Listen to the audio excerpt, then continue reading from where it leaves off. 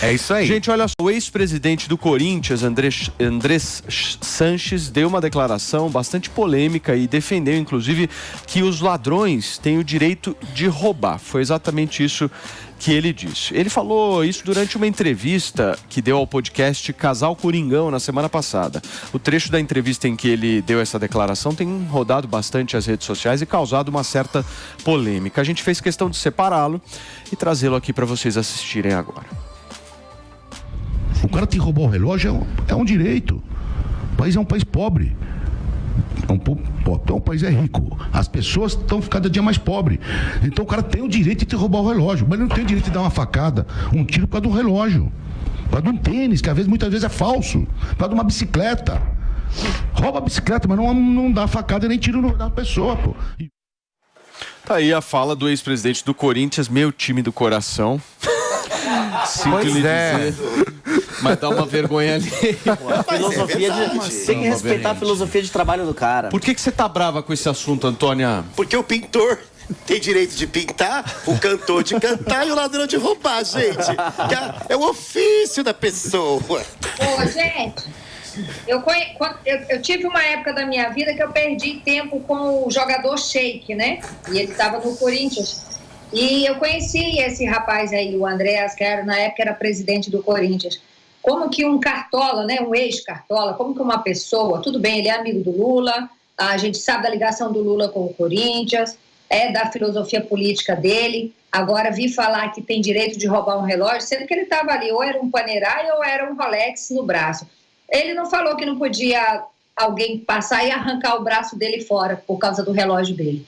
Como é que fomenta um negócio desses? Você sabe quanto que as pessoas trabalham para ter um relógio, para ter uma bicicleta, para ter um tênis? Que história é essa de ter direito de roubar, rapaz?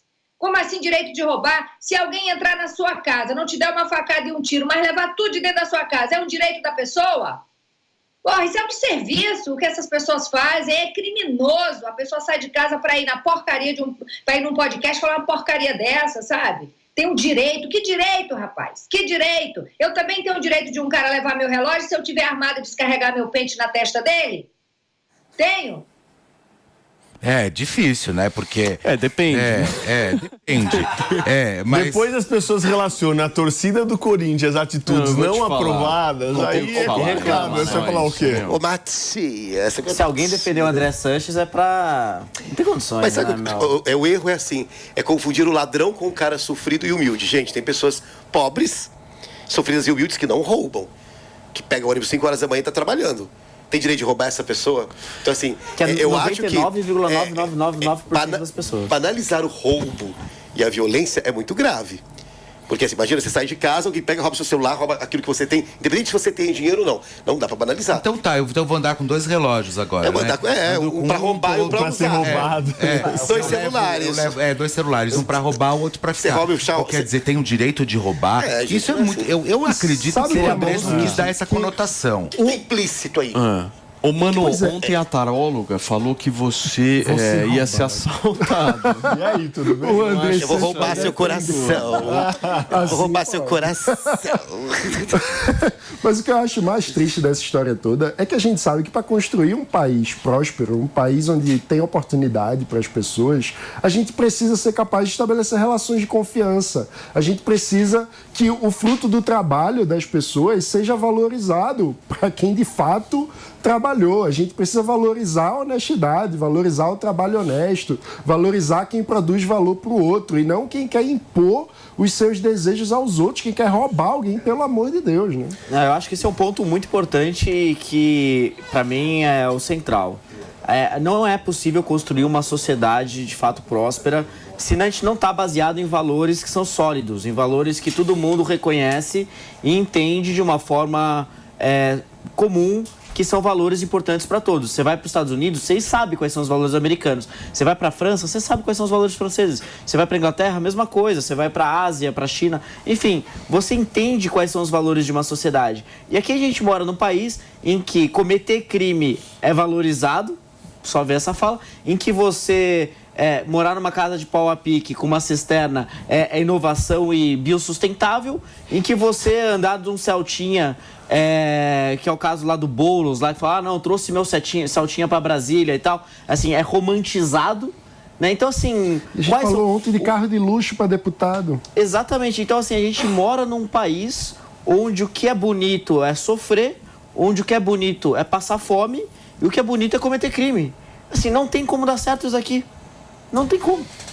Bela colocação. Você acha que... eu acho que falta mais 2 filhos de Francisco. As pessoas esquecerem esses valores de eu vim do nada, eu batalhei e consegui. É possível para você. É possível você morar bem, comer bem, dar dignidade. Onde está o conceito da dignidade? Que é o filho estudar numa escola boa, você poder ouvir sua música na rua sem roubarem o seu celular. Gente, isso é o mínimo. Não estou falando de carro de luxo, é o mínimo. Mas... E a gente está no supermercado sem medo. É um direito cívico, né, gente? Opa. Isso aí também é uma consequência de um discurso que a gente já viu várias vezes e está se repetindo aqui no Brasil, de uma certa amenização para quem comete crime. A cultura do Brasil sempre foi baseada nisso, se a gente for analisar. A nossa história é isso. Nós temos vários exemplos aí para mostrar de gente que cometeu crime e está em posições de alto destaque. A gente sabe disso. Sim, então, no momento em que a gente cria, de alguma forma, esse tipo de cultura, a gente dá espaço a pessoas se sentirem à vontade para falar essa asneira, esse absurdo que esse cara acabou de falar agora. É a normalização de um crime. O que ele poderia ampliar, e aí talvez para não ficar só naquela questão dos crimes das pessoas de baixa renda, são os crimes mais qualificados, de pirâmides financeiras, de verdadeiros golpes, que também tem gente que se faz de inteligente, cria fundo de investimento, nada regularizado, cria pirâmides financeiras e sai dando golpe em um monte de gente. Então, eu acho que ele poderia falar o seguinte, o crime não é só daquela pessoa simples da periferia que rouba, mas também essas pessoas que de forma muito mais estruturada cometem crimes que levam muito mais dinheiro das pessoas. Mas não é banalizar o crime, é criminalizar todo tipo de conduta ilícita que deve ser criticada. E ele está estigmatizando quem comete crime. Sim. Como sendo só a pessoa que rouba relógio e que passa fome. Então não é, assim, ele faz, até nisso ele faz um desserviço, né? E ele está ecoando um discurso que já foi feito pela Márcia Tiburi também, que foi candidata do PT a governadora do Rio, se eu não me engano, governadora ou prefeita, não lembro agora. Mas que foi candidata majoritária no Rio e que é filósofa e que, certa vez, fez uma defesa de que haveria uma distribuição de renda no roubo, tentando fazer uma... É o princípio do Robin Hood, né? É o Robin Hood errado. Robin Hood.